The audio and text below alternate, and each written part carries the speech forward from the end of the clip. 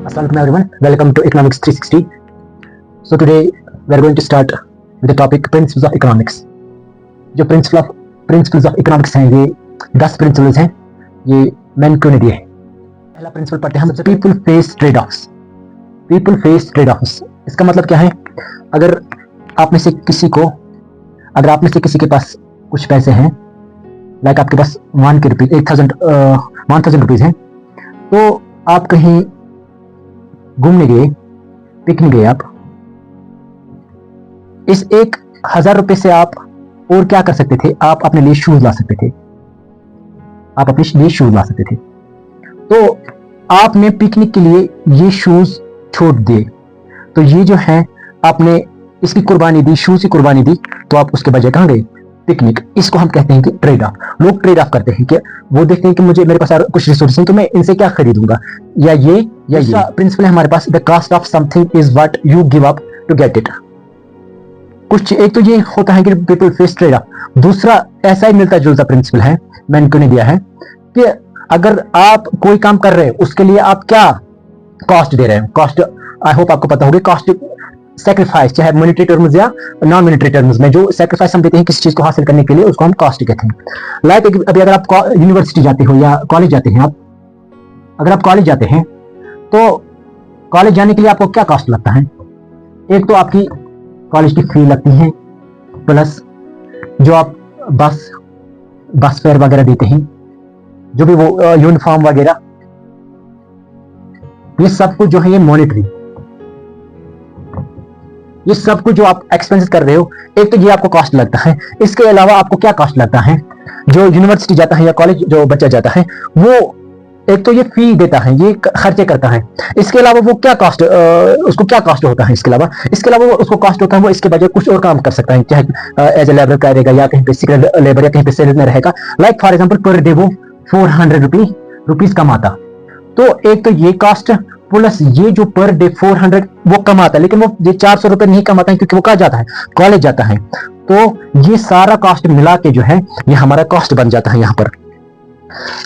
ये इसी को हम कहते हैं cost of something is what you give up. College जाने के लिए जो आपने छोड़ दिया वो सारा कुछ क्या है? इसका कॉस्ट. इसको हम कहेंगे रियल कॉस्ट. इसको हम रियल कॉस्ट कहते हैं. ये क्या है? एक तो ये फी वगैरह, प्लस जो आप इसके बदले कोई काम करते, तो ये वाला जो आप काम वगैरह करते, तो जो आप वहां से अर्न करते वो आप छोड़ देते हो. इसको कहते हैं, ये है दूसरा प्रिंसिपल हमारा रैशनल पीपल पास. तीसरा प्रिंसिपल है rational people think at the margin. लोग कहां सोचते हैं? मार्जिन पे सोचते हैं. लाइक आप में से कोई बंदा है, उसको भूख लगी है, वो मार्केट में है इस वक्त, उसको भूख लगी, उसने 2 बनानास खाए. एक बनाना 10 रुपए का है, क्योंकि 10 रुपए देता है. अब अगर एक और खाएगा, ये पहले देखेगा कि मुझे कितना देना पड़ता है इस बनाना को हासिल करने के लिए. 10 रुपए, क्या मुझे उतनी भूख है अभी कि मैं 10 रुपए इस भूख के लिए खर्च करूं? अगर कॉस्ट ज्यादा होगा, जो उसको भूख लगी है, जो उसको नीड है, जो उसको यूटिलिटी है, तो ये खरीदेगा. नहीं खरीदेगा. अगर यूटिलिटी ज्यादा होगी, अगर इसको अभी और भूख लगी है, चाहता है कि हाँ इस भूख को मिटाने के लिए मैं और एक बनाना खा सकता हूं, तो आप ये खरीदेगा. अब अगर इसको कॉस्ट ही ज्यादा लगता है, बोलेगा नहीं उतनी भूख नहीं है मुझे, मैं अगर एक और 10 रुपए खर्च क्यों करूंगा मैं इस थोड़ी सी भूख के लिए, तो ये नहीं खरीदेगा. People think at margin. या आपको कोई और चीज प्रोड्यूस करना है, या कहीं पे भी ये अप्लाई कर सकते हो. अगर कोई स्टूडेंट है, उसने 5 आवर की स्टडी करी है, उसको तो कुछ थकावट आई है, या ये कहीं खेलने के लिए जा सकता था. अब 6 आवर ये पढ़ेगा कि नहीं पढ़ेगा, ये देखेगा कि मुझे कितनी नीड है, मैं कितना थकावट बर्दाश्त कर सकता हूँ, कितने अभी मुझे एग्जाम के लिए टाइम है, क्या मैं थकावट इतनी बर्दाश्त करूँ इस एक्स्ट्रा 1 आवर के लिए, या इस वक्त मैं खेलना सीख कर सकता हूँ इस एक्स्ट्रा आवर के लिए, क्या मैं अफोर्ड करूंगा या नहीं करूंगा इस एक्स्ट्रा आवर के लिए. या तो ये करेगा ये काम, या तो नहीं करेगा. People think at the margin. ये है तीसरा प्रिंसिपल हमारा. उसके बाद इंसेंटिव्स.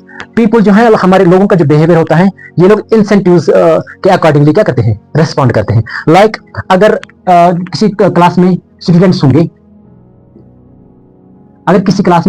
होंगे, अगर हम उनको बोलेंगे कल आपका टेस्ट है, आप ये याद करना, तो वो हर कोई बच्चा उस तरह याद नहीं करेगा, या ऐसे हम कैजुअली बोलेंगे कल आपका टेस्ट है, आप कल याद करके आना, तो हर कोई इतनी मेहनत नहीं करेगा। लेकिन अगर हम उनको बोलेंगे जो कल टेस्ट में फर्स्ट आएगा हम उसको कुछ रिवार्ड देंगे, तो हर कोई अपने तरीके से बेस्ट देगा। या कहीं पे होता है जैसे ग्रीन लाइट रेड लाइट होती है, ट्रैफिक की सिग्नल वगैरह, अब अगर वहां पे चालान ना होता, अगर वहां पे चालान नहीं होता होगा तो हर कोई लाइट तोड़ता रहेगा या ट्रैफिक रूल्स तोड़ेगा। लेकिन चूंकि चालान होता है, इनको फाइन भरना पड़ता है वहां पे, इसलिए पीपल का ये क्या करते हैं, लोग क्या करते हैं कि फाइन से बचने के लिए वो लोग ट्रैफिक रूल्स को फॉलो बराबर करते हैं, इसलिए वो लोग फिर ट्रैफिक रूल्स फॉलो करते हैं। वो सोचते हैं कि कहीं हमें फाइन ना देना पड़े। अगर रिवार्ड मिलता है तो वो लोग काम करते हैं, अगर फाइन देना पड़ता है वो लोग फिर उस काम से रुक जाते हैं। ये था हमारा चौथा प्रिंसिपल। पास। फिफ्थ पॉइंट है हमारा, fifth principle, trade can make everyone better off. Trade से हर कोई बेटर ऑफ हो जाता है। लाइक आप कोई भी एक्टिविटी लीजिए, जैसे कि मैं भी पढ़ा रहा हूं, तो मैं अगर इकोनॉमिक्स पढ़ा रहा हूं, मुझे इसके लिए खाली लेक्चर प्रिपेयर करना है, खाली लेक्चर प्रिपेयर करना है। तो जो मेरे साथ दूसरा बंदा है वो एडिटिंग वगैरह करता है, एडिटिंग या uploading. I am not good at this and the person is not good at this delivering the lecture. So क्या होता है कि मेरी स्पेशलाइजेशन इसमें है, उसकी स्पेशलाइजेशन इसमें है। इससे क्या हो जाता है, डिवीजन ऑफ लेबर होता है, इससे division of labour, division of labour. अगर मैं खुद सारा काम करने बैठ जाऊं तो मैं उतनी प्रोडक्टिविटी नहीं है मेरी। डिवीजन ऑफ लेबर जब होता है तो स्पेशलाइजेशन आता है यहाँ पे। जैसे कि नॉर्मली आपने सुना होगा कि आप जब हॉस्पिटल जाते हैं हम देखते हैं कि किसकी स्पेशलाइजेशन ईएनटी में है, किस डॉक्टर की स्पेशलाइजेशन जो है वो कार्डियोलॉजी में है, किसकी दूसरे में है। तो हर कोई एक फील्ड में अच्छे से स्पेशलाइजेशन हासिल करता है, डिवीजन ऑफ लेबर हो जाता है। अगर हर कोई डॉक्टर हर किसी फील्ड में एंटर हो जाएगा तो कोई भी अपने फील्ड का माहिर, किसी एक फील्ड का माहिर नहीं बनेगा। इसलिए स्पेशलाइजेशन जो है ये जरूरी होती है हर काम में।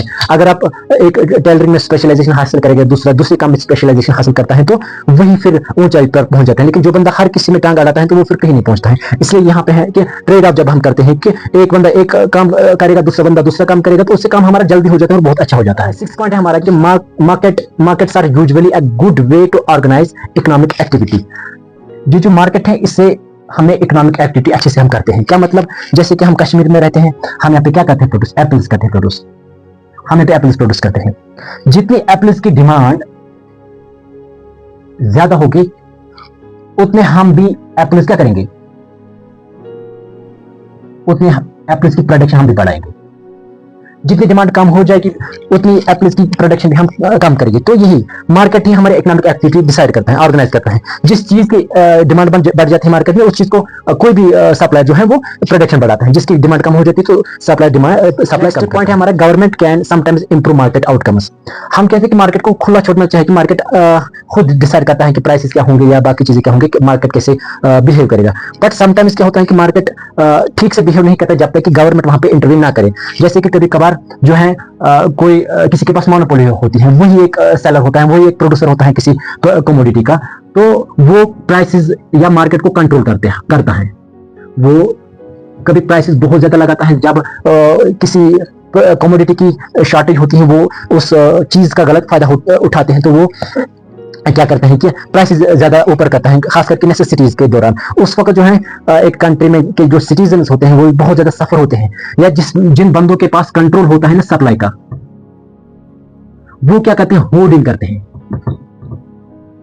होर्डिंग, इस होर्डिंग को हम इस्लाम में कहते हैं जखीरा अंदोजी।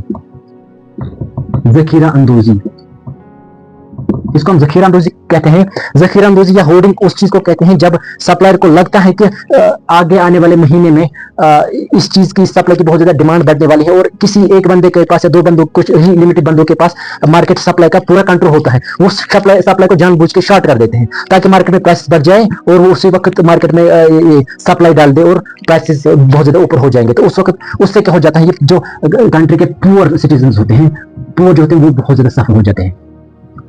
तो ऐसे चीजों को रोकने के लिए गवर्नमेंट इंटरवीन करते हैं, इससे मार्केट फंक्शन ठीक करते हैं। तो गवर्नमेंट की इंटरवेंशन यहाँ पे जरूरी होती है। Next principle is a country standard of living depends on its ability to produce goods and services. किसी भी कंट्री का स्टैंडर्ड कितना होगा स्टैंडर्ड उतना ऊपर होगा जितना क्या होगा, वहां गुड्स एंड सर्विसेज प्रोड्यूस होंगे। पर वर्कर जो वहां पे गुड्स और सर्विसेज प्रोड्यूस हो जाएंगे, उतना अच्छा उस कंट्री का लिविंग स्टैंडर्ड होगा। अगर किसी कंट्री में कम गुड्स एंड सर्विसेज पर वर्कर प्रोडक्टिविटी होगी तो स्टैंडर्ड भी लो होगा। चाहे ये पर वर्कर जो है प्रोडक्टिविटी, जो पर वर्कर जो हर एक वर्कर गुड्स या सर्विसेज प्रोड्यूस करेगा, चाहे पर यूनिट हम पर आवर लेंगे या पर डे लेंगे, जो जिसकी ज्यादा प्रोडक्टिविटी होगी, जो ज्यादा प्रोड्यूस करेगा, उस चीज को हम कहते हैं कि प्रोडक्टिविटी। चाहे हम मेजर करेंगे पर आवर के हिसाब से या पर डे के हिसाब से, जितना ज्यादा जिसकी प्रोडक्शन होगी उसको हम कहते हैं प्रोडक्टिविटी। अब अगर जिस कंट्री में वर्कर्स की प्रोडक्टिविटी हाई होगी तो उस कंट्री में लोगों का स्टैंडर्ड हायर होगा। लोगों का स्टैंडर्ड भी क्या होगा, हायर प्रोडक्टिविटी होगी वर्कर्स की, स्टैंडर्ड भी होगा हायर। तो ये हायर प्रोडक्टिविटी क्यों होगी, ये बहुत चीजों की वजह से हो सकता है। वहां उनका स्किल्स भी अच्छे होंगे, तो या कंट्री में मशीनरी वगैरह जो है वो लेटेस्ट होगी, टेक्नोलॉजी होगी लेटेस्ट, ये सब चीजें होंगी। तो उन सब चीजों की वजह से प्रोडक्टिविटी वहां पे हायर होगी, तो स्टैंडर्ड भी वहां पे हायर होगा। Prices rise when the government prints to much money. Prices कब राइज होते हैं, जब प्राइसेस राइज होते हैं उसको हम क्या कहते हैं, उसको हम इन्फ्लेशन कहते हैं। जब प्राइसेस जब राइज होते हैं उस चीज को हम इन्फ्लेशन कहते हैं। आपने यूजुअली न्यूज वगैरह में सुना होगा कि इन्फ्लेशन बढ़ती जा रही है इंडिया में या किसी और कंट्री में। ये कब होता है, ये तब होता है जब गवर्नमेंट टू मनी प्रिंट करता है। उससे क्या होता है, आपने अक्सर सुना होगा, लोग कहते हैं सवाल कि अगर गवर्नमेंट के पास नोट्स करेंसी प्रिंट करने की मशीन होती है, फिर गवर्नमेंट दूसरे कंट्री से जो है वो कर्जा लेती है, उनको वो कर्जा उतारने के लिए वो तो खुद बहुत ज्यादा पैसा प्रिंट कर सकते हैं, तो यूएसए वगैरह को देगी। अगर इंडिया गवर्नमेंट को बहुत ज्यादा कर्जा है, IMF का है, वर्ल्ड बैंक का है, या और किसी कंट्री का होगा, तो वो बहुत ज्यादा पैसा एक साथ प्रिंट करे और उनको दे दे। लेकिन वो ऐसा क्यों नहीं करते हैं, वो इसलिए नहीं करते हैं क्योंकि अगर गवर्नमेंट ज्यादा प्रिंट करेगी यहाँ पे Indian currency for example India में, तो उससे क्या होगा कि यहाँ पे उतनी चीजें तो नहीं होंगी ना बनाए हुए इस कंट्री में। उतनी करेंसी होनी चाहिए, बैलेंस होना चाहिए, जो यहाँ पे लोग प्रोड्यूस करते हैं गुड्स या सर्विसेज, जो यहाँ पे गुड्स या सर्विसेज जो है वो बैलेंस होनी चाहिए, इसके साथ वो बैलेंस होनी चाहिए करेंसी के साथ। अगर ये इनबैलेंस हो गई, अगर करेंसी ज्यादा प्रिंट होगी, गुड्स एंड सर्विसेज उस ईयर में उतने प्रोड्यूस नहीं हो गए, तो क्या हो जाता है, उसको हम कहते हैं कि टू मच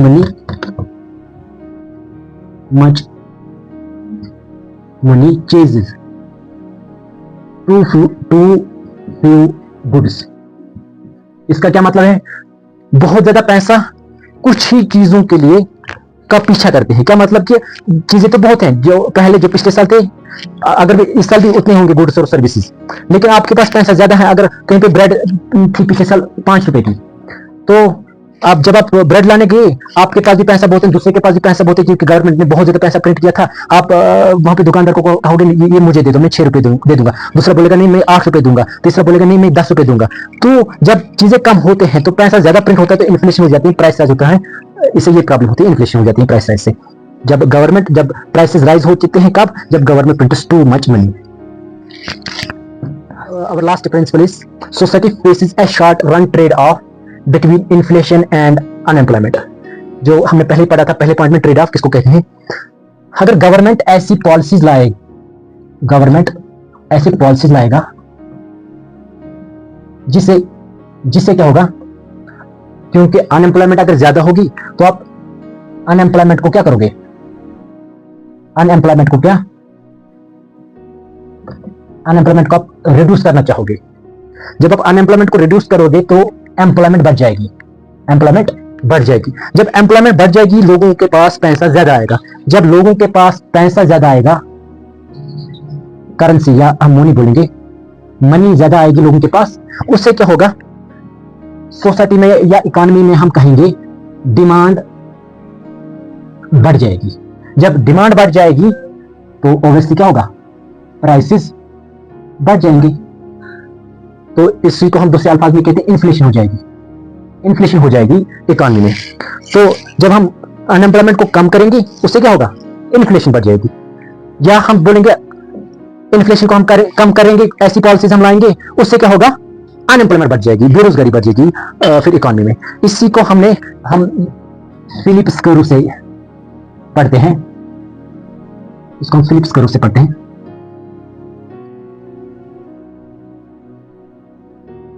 अनएम्प्लॉयमेंट रेट, यहां से हम इन्फ्लेशन रेट, इसको हम कैसे दिखाते हैं, फिलिप स्क्रू से। जब हम अनएम्प्लॉयमेंट को कम करना चाहेंगे, जब हम इन्फ्लेशन को कम करना चाहेंगे, अनएम्प्लॉयमेंट बढ़ जाएगी। जब हम अनएम्प्लॉयमेंट को कम करना चाहेंगे, जब हम यहां इतना चल रहे हैं, जितना हम इधर चलेंगे 1 2 3 4 5 6, जब हम इतना ज्यादा चलेंगे तो अनएम्प्लॉयमेंट बढ़ रही है। हम इधर की तरफ आएंगे तो अनएम्प्लॉयमेंट क्या हो रहा है, कम हो रही है। हम यहां से चलेंगे 1 2 3 4 5, जब हम ऊपर जाएंगे तो इन्फ्लेशन बढ़ रही है, जब हम नीचे जाएंगे इन्फ्लेशन कम हो रही है। तो जब हम नीचे जा रहे हैं इन्फ्लेशन तो कम हो रही है, आहिस्ता आहिस्ता क्या हो रही है, अनएम्प्लॉयमेंट बढ़ रही है। लेकिन जब हम यहाँ वापस आ रहे हैं तो अनएम्प्लॉयमेंट कम हो रही है, यानी कि लोगों को एम्प्लॉयमेंट मिल रहा है, लेकिन उससे क्या हो रहा है, इन्फ्लेशन रेट बढ़ रही है इकोनॉमी में। तो यही हम देख रहे थे कि ये ट्रेड ऑफ है, इसके society faces trade off short run में, लेकिन एक अब है शॉर्ट रन में, याद रखना है शॉर्ट रन में। लॉन्ग रन में क्या होता है, लॉन्ग रन में ये फिर इकोनॉमी फिर से अपने पोजीशन पे आ जाते हैं, लेकिन ये शॉर्ट रन की बात है, शॉर्ट रन में कहा गया है, मैंने को नहीं कहा है, शॉर्ट रन में ही है। तो ये थे हमारे 10 प्रिंसिपल्स। आई होप ये आपको अच्छे से समझ आए होंगे। मैंने तकरीबन जो हमने ये जेके फाइनेंस अकाउंट असिस्टेंट का ये जो सिलेबस है उसमें होगा, तो आप अब इसी को रिवाइज करेंगे। आपको इससे एक्स्ट्रा कहीं से पढ़ने की जरूरत नहीं है, कुछ भी से डीप नहीं आएगा। जो अगर इसमें से कोई क्वेश्चन आता है तो डायरेक्टली इसी में से पूछा जाएगा। आई होप ये आपको समझ आया होगा। अगर आपको मेरा ये कंटेंट पसंद आता है तो please subscribe and share the videos, और नेक्स्ट वीडियो में फिर मिलते हैं, तब तक के लिए अल्लाह हाफिज।